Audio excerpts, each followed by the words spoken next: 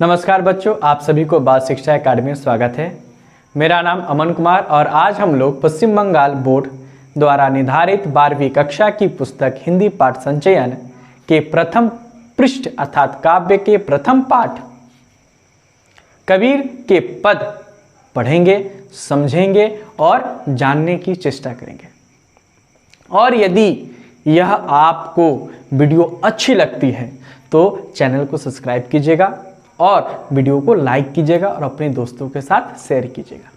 तो आज हम लोग कबीरदास जी के पद को पढ़ेंगे जिनके लेखक हैं कबीरदास जी।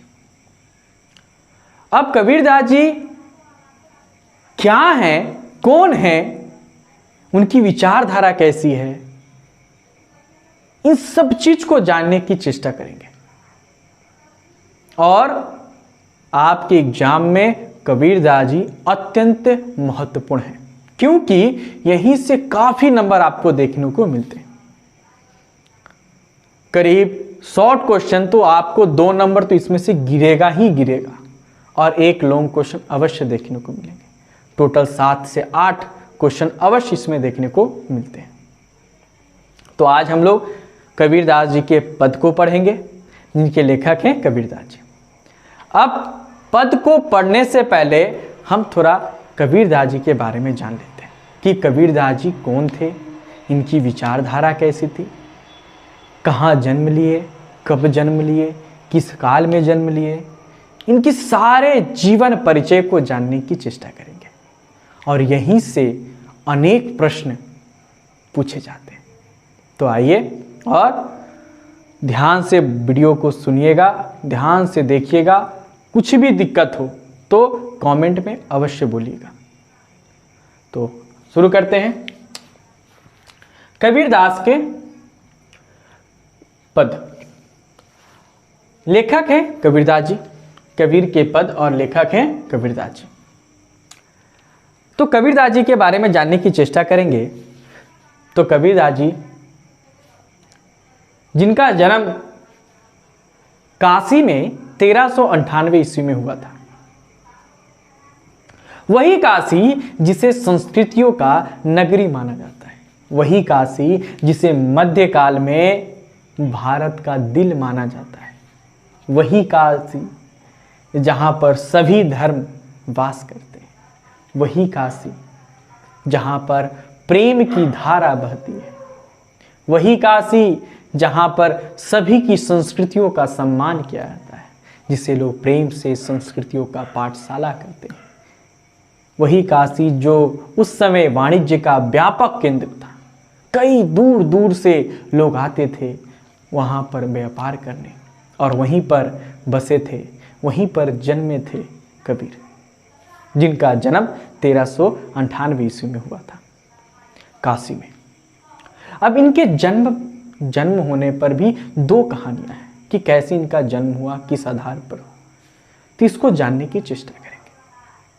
पहली जो जनश्रुतियों के अनुसार ये बातें आती है सुनने को कि इनका जन्म एक ब्राह्मणी विधवा ने इनको जन्म दिया और लहर तारा नामक तालाब के पास छोड़कर चले गए। तब उन्हें नीरू और नीमा नामक मुस्लिम दंपति, निसंतान मुस्लिम दंपति ने इन्हें गोद लिया, अर्थात इन्हें वहां से उठाया और पालन पोषण किया। दूसरी बात यह थी, दूसरी कहानी यह है, दूसरी जनश्रुति यह है कि कबीरदास जी का जो जन्म हुआ है उस लहर तारा नामक तालाब में एक कमल के पुष्प में छोटे से नन्हे बाल अवस्था में वो जन्म लिए, अर्थात इस संसार में अवतरित हुए हैं। ये विचारधारा है। लेकिन आपके पुस्तकों में दिया हुआ है कि एक ब्राह्मणी विधवा ने इन्हें जन्म दिया था और कहाँ छोड़ दिए थे, लहर तारा नामक तालाब के पास, और वहां इनको मिली नीमा और नीरू नामक निसंतान मुस्लिम दंपति, जो जात के क्या थे, जुलाहा थे। जुल्हा कौन होते, जो कपड़े की बुनाई करते थे उस समय, वो जुल्हा कहलाते थे, मुस्लिम दंपति थी। जन्म हुआ ब्राह्मण कुल में और लालन पोषण हुआ मुस्लिम परिवार में। लालन पोषण मुस्लिम परिवार में हुआ। तो मध्यकाल में जन्म लिए थे, अर्थात उस समय भक्ति काल का स्वरूप था और ये भक्ति काल के सर्वश्रेष्ठ कवियों में से एक माने जाते हैं। और इनकी विचारधारा थी निर्गुण विचारधारा, अर्थात इनका कहना था कि ईश्वर जो है वो घट घटवासी है, अर्थात ईश्वर का कोई आकार नहीं, कोई रूप नहीं, कोई रंग नहीं। ईश्वर तो खुशबू की तरह चारों तरफ फैले हुए हैं। ईश्वर सबके मन में बसे हुए हैं। तो निर्गुण विचारधारा के थे और भक्ति काल में जन्म लिए थे, तो ईश्वर के प्रति आराधना भी थी। राम के ही भक्त थे, वो भी निर्गुण स्वरूप के भक्त थे। अब आते हैं कि कबीरदास जी के माता का नाम क्या था। तो कबीरदास जी के माता का नाम था नीमा।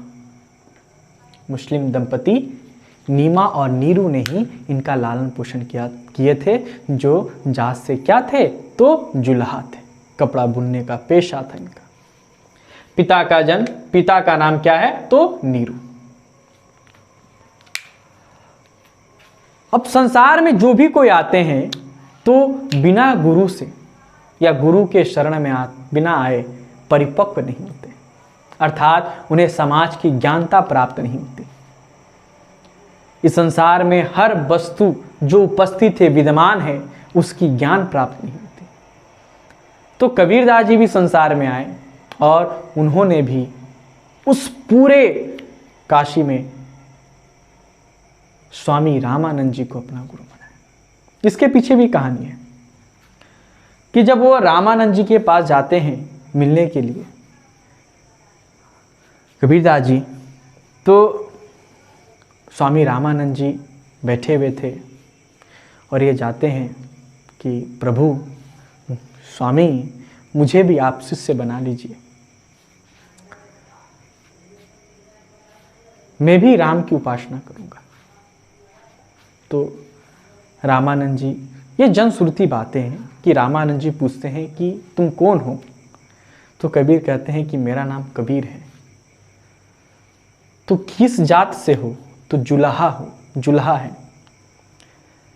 तो रामानंद जी कहते हैं कि तो तुम जिस धर्म में जन्म लिए हो उसी धर्म का कर्म करो, और वहां से चल जाते हैं।